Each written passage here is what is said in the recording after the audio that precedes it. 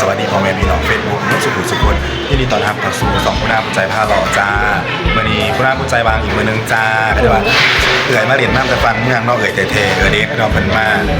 สีผ้ากันไปกินเนื้อย่างก็ได้ว่ามากินหนามก่อนเนาะสบายดีเปล่าสบายดีเลยยุดมองดูยุดจ้าไปยุดเหมือนหนึ่งเนาะจะมานอนน้ำปูน่าเหมือนหนึ่งเป็นเอื่อยไงปูน่าเนาะสมาเป็นแม่คนที่สองนะจ๊ะก็ได้ว่าพามากินหนามเย็นๆเพิ่นเบี่ยงได้โมเมนต์เท่าเดียงทุกคนนะครับทำกำลังสั่งเป็นซาไข่มุกแต่กาเป็นบวกเนี่ยก็เอาไว้ที่ปากเลยนะเดี๋ยวไปเดินไปเลยเดี๋ยวกำลังกินกระเบื้องสองคนมองมองจ้าออกจะให้กินด่างเนาะสองคนอะไรเอาโรจะทุกคนบ้านทุกคนกำลังสั่งหนังเนาะสวยเนาะสาวเนาะหลายเด้อทุกคนมาส่วนกันเลิศค่ะมาเด่นน้ำปูน่าปูใจป่ะมาเนี่ยเบี่ยงเลยพอเขาเป็นคนพาหล่อเลยเป็นคนพาหล่อนี่เป็นเอื่อยปูน่าปูใจเนาะเป็นเอื่อยคนโตแล้วก็เป็นเอื่อยใหญ่ละซัมเมย์คนที่สองเนาะเป็นยุทธมืออื่นแรงวันเสาร์มือนี้ไปก็ได้ป่ะมาเด่นบางเทื่อมืออื่นผลเลือกงานไม่เข้ากับไปหาผู้เรือเนาะนางกินข้าวเมาส์มอยสตาร์เสมอมืออื่นจะดิถึงเปิดไปน้ำพาวเนาะเสียบหัวสาวปกยาวคนดื่มปูน่าปูใจสั่งเป็นยังเกาะบอกว่าเป็นสตรอเบอรี่ครีมนี่แหละทุกคนเสียหัวสาวเสียบบางทีเสียบมันก่อนบนอยู่ห่างหนามนะทุกคนไปกันไปมาอุดหนุนเนี่ยเลยอยู่ว่าเรียนหลังโรงเรียนจ้าเสียผู้คนเสียอยู่บ่หวานมันมั้งมันเป็นซาไต้หวันเนาะทุกคนบางเทื่อนางกินซ่ายังแหลวปูน่าผู้ใจกับจะพากันไปกินเนื้อย่างต่อนะคะเอาทุกคนปูน่าผู้ใจสั่งเป็นสตรอเบอรี่ครีมค่ะห้องกะทิสั่งเป็นซาไข่มุกเนาะซ่อมกันหนองมะนางเมาส์มอยกินกันจ้าเลิศเสียงก็สาวยังเป็นมะเมยอยู่เนาะเป็นมืออยู่ค่ะยังเป็นสุดท้ายอากาศมันเย็นทุกคนการมาซีนนั่นเลยห้องปูน่าสั่งเป็นสตรอเบอรี่ครีมเนาะโลเสียงเพลงทุกคนมาสึกเสียงกันก็ได้บริกินแบบนี้รสนนเต็มคนกี่ห้องเป็นคนงานมากยังไม่กินแต่บักหน้าอยู่เมื่อปีกระซังแนวใหม่ฝากกดไลค์กดแชร์กดติดตามปูนาปูใจด้วยนะคะเดี๋ยวครับบางๆเราจะไปถ่ายคลิปอันมีไมค์เบิร์ดไม่ทุกคนฝากเด้อฝากติดตามด้วยจ้ะปูนาปูใจกับผ้าเอื่อยมากินหมูกระทะเนาะจ้ะทุกคนเนื้อย่างยูโซลานจ้าสาวหยิบที่สาวไปรอฮะหันเนื้อย่างจนเมื่อยเนาะเพราะผมจื้อเส้นทางแน่แล้ววันนี้มันจะไปกินยูนานนั่นแหละกระแสเพื่อกันก็ได้ว่าพาเป็นมาหารสาขา2เนาะปูนาสั่งเป็นสุดปกติเนาะ250กิน2คนไอ้น้องจ้าถ้าอ้วนมันยังอยู่ห้องอยู่แล้วก็จะไปโอจะข่าวนะทุกคนมาเสียบกันเด้อกระดังสั่งอยู่ที่โซลัดวารินเนาะสาขา2ว้าวมาแล้วค่ะโอ้พักลายอยู่เลยมาเสียบกันเด้อทุกคนมากินอะไรก็ได้สั่งนะทุกคนเอาน้ำมันลงก่อนที่สาวว้าวเจ๋อเพิ่นอันสาขาวาเรียนเนาะพี่น้องอยู่อันหันโซลัดอยู่สาขา2แถวทางไปเจริญศรีชุดหนึ่ง250เพราะกินเนาะเป็นสุดใหญ่แล้วก็สั่งอะไรเป็นพิเศษพักเพื่อนทุกคนเยอะเรอซาเลยบางอย่างหนองอย่างยังให้อยู่ดีมีแห้งเลยสุขภาพเข้มแข็งเลิศ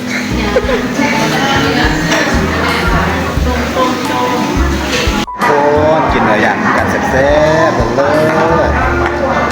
ตัวเล็กมาเรียกมาดีอย่างเราทุกคน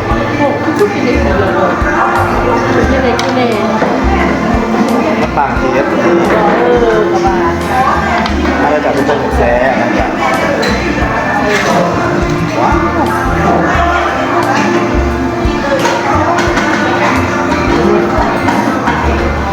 คุณโดนแห้ง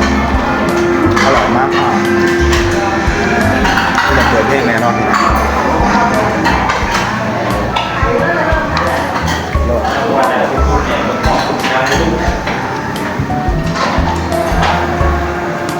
บอกไปนั่งตัวหนังบานดีกว่าถ้าเราเป็นมุกนะ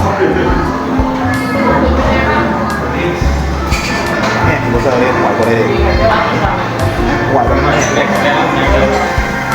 ที่บอกดูดีใส่เป็นทีเลยค่ะ ติดทำไมแค่ติดอะไร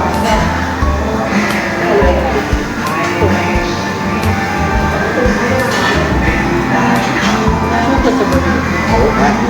เพราะข้าวแห้งเกิน โดนไม่เลย ว้าวทุกคนมาแสบๆกันแล้วจ้า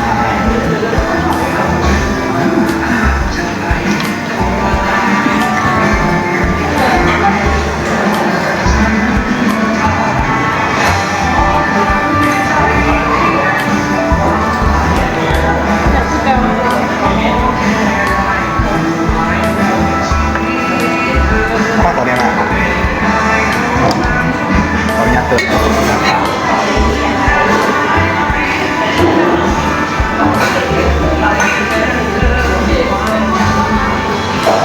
เลยทุกคนกูน่าทานเป็นเนื้อแบบเดิมเนาะแคทวอสอาเลิศเนาะ2 คนเดี๋ยวมาหาไปกินไอศครีมมาแหละมาเพิ่มน้ำหนักมัน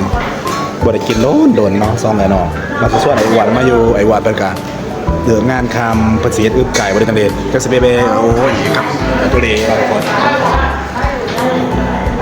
มาแสนกันจ้า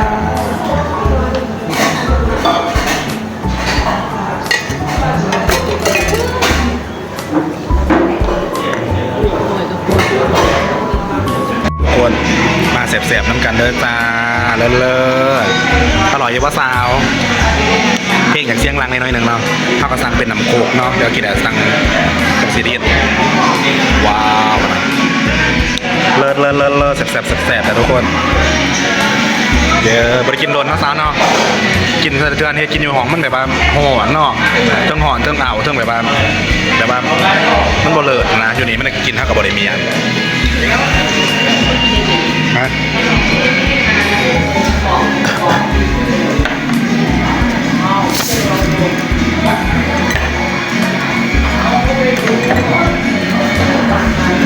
เอาบอลอน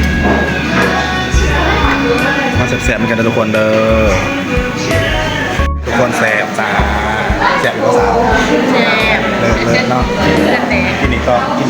อิ่มก็อยู่ที่พันปลาเราตั้งเก็บพันปลาแสบกันนะทุกคนเลิศแห้งอยู่วาเรียนนะจ๊ะทุกคนเดี๋ยวเขากินแล้วเขาจะไปเจอกันอยู่ร้านเลยโอเนาะหลังจากไปกินเนื้อย่างมาแล้วกับมาสาผมสาหัวอยู่ห่านอันโอลันลางามเนาะเลย อันหลังจากไปกินเนื้อย่างมาเลยกับพากันมาซาหัวเนาะพากันเด็กมาเห็ดสวยอยู่หันโอรันลาค่ะ มวนเจอมุดตองแล้วเดี๋ยวเรา แต่พ่อได้เห็ดเฉพาะสาวสวงนี่นาฝน พ่อเห็นยาไม่ตะโกนเห็นอยู่ กระเดิดกระยังเนาะงามเนาะไหนเนาะบ่เห็นหล่นบ่เห็นเดือนหนึ่งล่ะ นั่นดูจะได้ใส่สีเหลือง ผมก็มาแข่งเสือสีเหลืองพี่น้องสื่อเสือแล้วไหมเนี่ยเด้อแล้วว่าหลังจากมาไปกินเนื้อย่างเนาะก็เลยมาเบรดน้ำเพลินจ้าเปิดสร้างหัวสร้างยังเหลือเล็กเนาะเลิศฝากห่านไปในเลิศห่านนู้ยินอินเตอร์บ่ ไม่เห็นวินเตอร์ มันนี่เมาอยู่ว่ามึงหนาขึ้นแดงๆหน่อยนึง วิ่งแงอยู่ กระวิงกระยังแล้วว่ะ มันเกิดไม่เห็นวินเตอร์ ก็ได้บริเฮ็ดยังเนาะสลองเล็กน้อยมาเลย ไม่ง่ายมันเกิดจะเรียกอะไรเนอะ เว้ยเสริมสวยเสริมใจต่อเนาะทุกคนแล้วพอ สนใจวันนี้วันจะฟังวัดทองอยู่แหละโอ้ยน้ำมันย่ายจี๊ดนะฟ้าแล้วย่ายจี๊ดจะจี๊ดมาถ้าต้องวัดทองเห็นฟังแน่ไปเสือมากิน ระว่าบ่แล้วเห็นบ่